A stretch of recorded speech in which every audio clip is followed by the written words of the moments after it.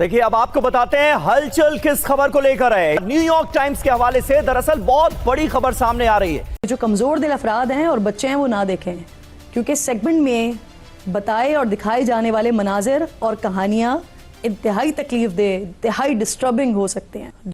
नाज़रीन, सबसे पहले आपको बताएं कि दुनिया में इस वक्त की सबसे बड़ी ब्रेकिंग न्यूज, वो धमाकाखेज पेशरफ जिसने आलमी सियासत का रुख मोड़ दिया है। नाज़रीन, हम पहले कह रहे थे कि भाई दिए सबके बुझेंगे, हवा किसी की दोस्त नहीं है। ये जो हालात बन रहे हैं सबका सांस रुकेगा और सबके लिए मुश्किल हो जाएगी।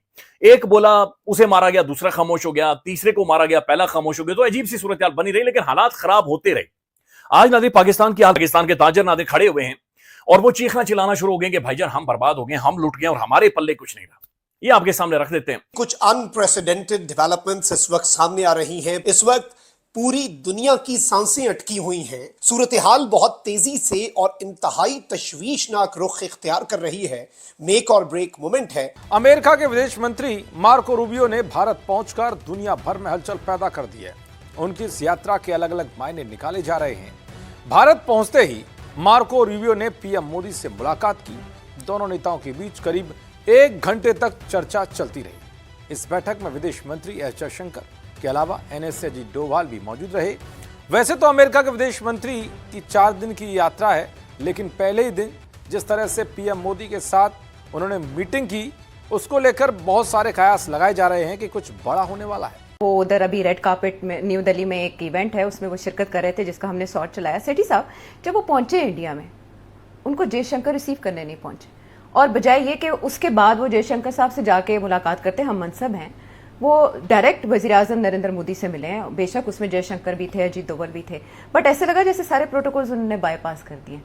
हाँ देखिए ना, यू हैव टू अंडरस्टैंड कि इस ट्रिप का मकसद क्या था जी। ठीक, तो इसलिए अब डोनाल्ड ट्रंप ने 2 ग्रेट पास जी, एक बढ़ रहा है और एक जो है थोड़ा बहुत डिक्लाइन में है जी। तो अब वो 2 ग्रेट पास, एक की मिलिट्री स्ट्रेंथ अभी भी बड़ी है, टेक्नोलॉजी में बड़ी लीप्स है, दूसरा मैन्युफैक्चरिंग जायंट बन गया है, फैक्ट्री ऑफ द वर्ल्ड बन चुका है। ठीक, so I think there is an understanding कि अब आगे जो वर्ल्ड ऑर्डर बनना है वो मिलिट्री कॉन्फ्लिक्ट के ऊपर नहीं बनना, एक दूसरे को अंडरमाइन करके नहीं करना, तजारत और इकोनॉमिक्स, ये दिस इज फेयर गेम।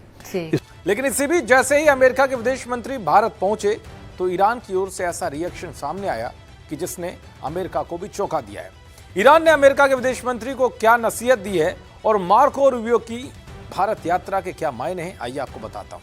दरअसल हुआ यूं कि अमेरिका के विदेश मंत्री कोलकाता एयरपोर्ट पर जैसे उतरे तो इसको लेकर उन्होंने अपने एक्स अकाउंट से एक पोस्ट किया, जिसमें हवाई जहाज से नीचे उतरते हुए एक तस्वीर भी साझा की, जिस पर उन्होंने लिखा कि भारत पहुंच चुका हूं, एक शानदार यात्रा का इंतजार कर रहा हूं। फिर क्या था, इस पोस्ट के कुछ देर बाद ही मुंबई स्थित ईरान के कॉन्सुलेट जनरल ने हिंदी में ऐसा जवाब दिया कि जिसकी ट्रंप को भी उम्मीद नहीं थी, क्योंकि ये जवाब सीधा ट्रंप को आईना दिखाने वाला है।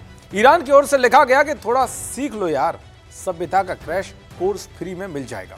दरअसल ईरान की ओर से किया गया तंज कहीं ना कहीं हालिया युद्ध से जुड़ता हुआ दिखाई दे रहा है। तो अब अच्छा मौका होगा, प्रेसिडेंट ट्रंप ने खुद इनवाइट कर लिया है।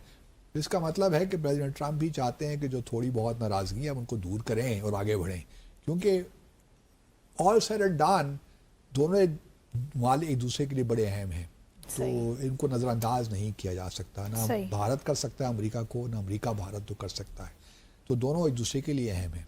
ये बात दैट गोज विदाउट सेइंग।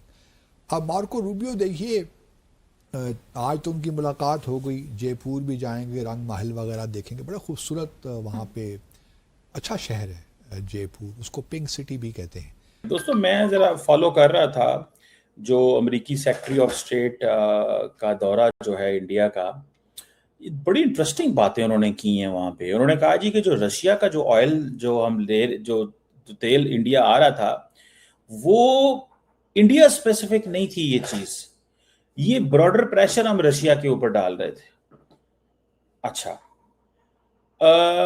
इसका मतलब क्या है कि अगर इंडिया चीपर क्रूड ऑयल लेना चाहे तो वो ले सकता है क्या? This is what he saying. बड़ी इंटरेस्टिंग ये भी सिचुएशन है।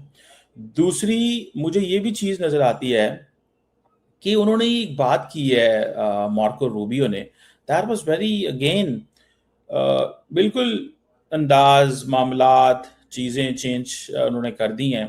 उन्होंने कहा बेसिकली ये जो दौरा है, मैं आपको बताना चाहता हूं कि ये बेसिकली रिलेशनशिप है प्रेसिडेंट ट्रंप का और प्राइम मिनिस्टर मोदी का। ठीक है, president Trump and prime minister Modi का ये विजिट है, वो एक रिलेशनशिप है। वो कहते हैं जी ये तो रिलेशनशिप ही बड़ा डिफरेंट नेचर का रिलेशनशिप है, क्योंकि इसमें सबसे इंपॉर्टेंट चीज ये है कि जो मोदी साहब हैं और जो ट्रंप साहब हैं वो तो आपस में बडीज हैं, और ये दोस्ती जो है ये तो पुराने वक्तों की है, जब ट्रंप जो है वो पहली दफा सदर बने थे। समझ रहे हैं बात? भारत एक बार फिर आलमी सतह पर सिफारती दबाव का सामना कर रहा है। सिंतास मुआहदे पर आलमी सालिसी अदालत के हालिया फैसले ने पाकिस्तान के मौक़िफ़ को दुरुस्त मानते हुए भारत को ये हुक्म दिया है कि वो मगरबी दरियाओं पर एकतरफा फैसले नहीं कर सकता। पाकिस्तानी दफ्तर ख़ारजा ने इस फैसले को पाकिस्तान की बड़ी सिफारती कामयाबी करार दिया है, लेकिन सवाल यह है कि क्या भारत इस फैसले को मानेगा, क्योंकि माजी में भी मोदी सरकार आलमी दबाव के बावजूद सख्त मौक़िफ़ इख्तियार करती रही है। कभी लाइन ऑफ कंट्रोल पर कशीदगी, कभी सियासी बयानात, और अब पानी को बतौर हथियार इस्तेमाल करने की कोशिश खित्ते को मजीद गैर मुस्तहकम कर रही है। तो सवाल यह है कि आलमी अदालत के फैसले के बाद क्या मोदी हुकूमत की पॉलिसी बदलेगी? क्या भारत बैनुल-अक़वामी क़वानीन का एहतराम करेगा या फिर ये तनाज़ा मजीद शिद्दत इख्तियार करेगा? हिलाली साहब, क्या लगता है आपको इस फैसले की सिग्निफिकेंस? क्या भारत पर प्रेशर आया है? क्या भारत इस फैसले को मानेगा?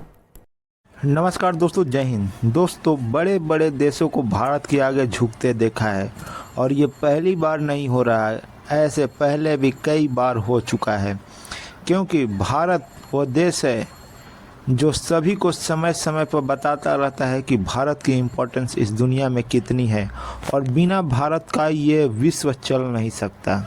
फ़ोन पर ट्रंप पीएम मोदी को इनवाइट करते करते थक गए, उसके बाद अब अपने विदेश मंत्री को भारत भेजे हैं कि जाकर पीएम मोदी को इनवाइट करो कि हम उनसे मिलना चाहते हैं।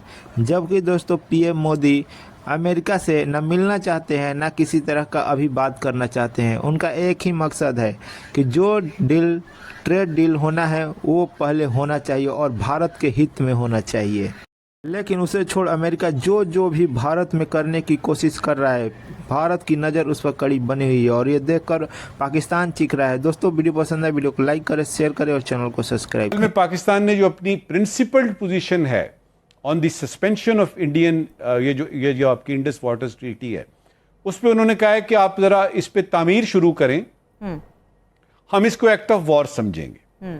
उस पे बात खत्म हुई हुई है, ठीक है, क्योंकि पाकिस्तान को पता है कि वो आईसीजे में चला जाए, यूएन में चला जाए, सिक्योरिटी काउंसिल में चला जाए, जनरल असेंबली में कोई रेजोल्यूशन पास कराए। ठीक है सर, आपका पॉइंट आ गया। मेरे पास दुनिया इस वक्त कहां फंसी हुई है, वो इस तरफ तवज्जो दे। लेकिन अगर हो भी जाता है ऐसा तो इंडिया मानेगा नहीं, लिहाजा इसको एक्ट ऑफ वॉर हम समझेंगे।